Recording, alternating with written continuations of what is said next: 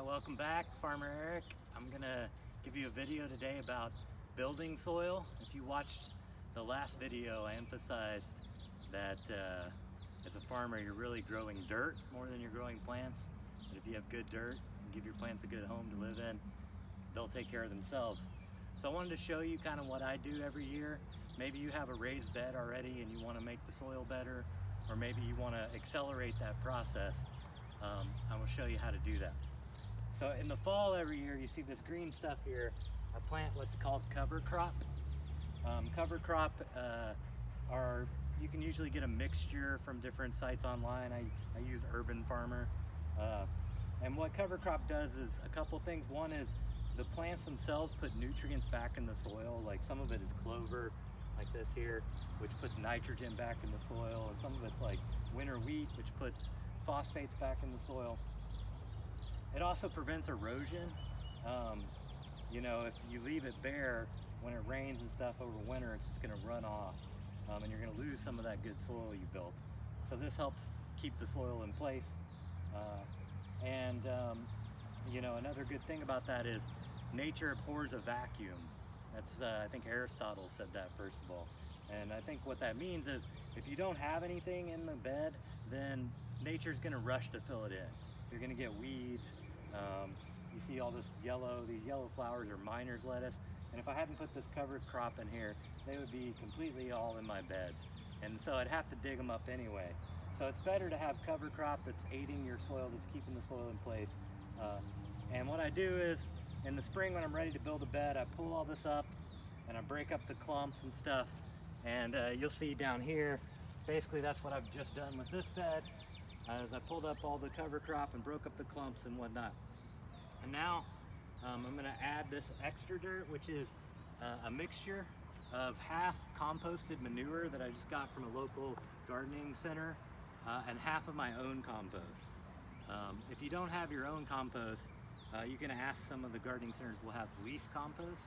And I think it's best to combine some manure with the leaf compost.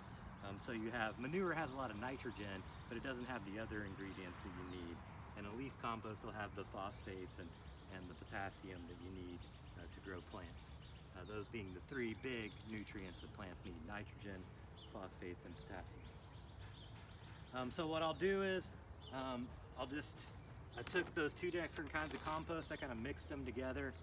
I'll take some organic fertilizer here and just kind of spread it around in my bed.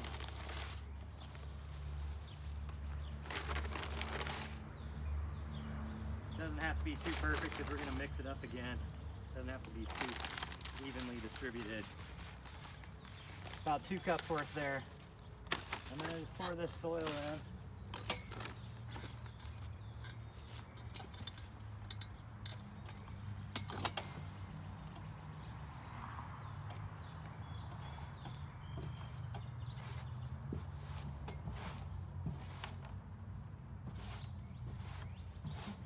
I know it's aged manure, but it doesn't even smell.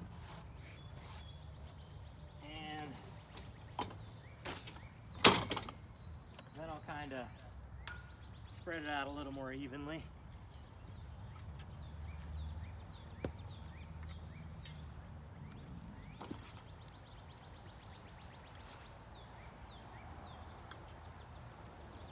Break up any other clumps I see.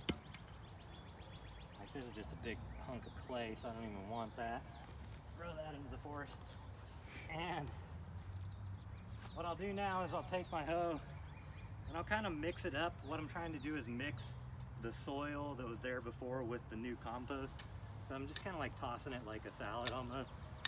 Trying to get underneath it, tossing it, mixing it up like this.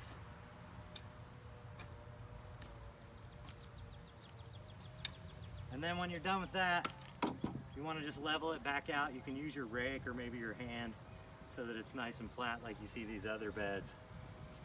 And then you're ready to plant and you're good to go. If you do that each year, you plant cover crop and you add compost. And I'm going to tell you how to make your own compost in a video coming up shortly. But if you do that every year, within a couple, 3 years, like I said, you'll have a real nice topsoil that your plants will thrive in. One thing you can do to help accelerate that process too is give your soil some probiotics. This is called SCD BioAg. It's basically just a formula with a bunch of little bacteria in it. And you can pour this on, you can soak your seeds in it, or you can pour it on the roots of your plants before you plant them, like those little cabbages over there. This will, you know, again, good soil is an ecosystem of bacteria and worms and bugs and all these things, and this has the bacteria you need.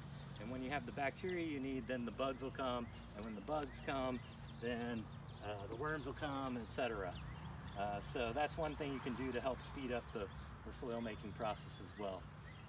And like I said, building soil is the main thing you're looking to do. So thanks very much, and watch out for the next video.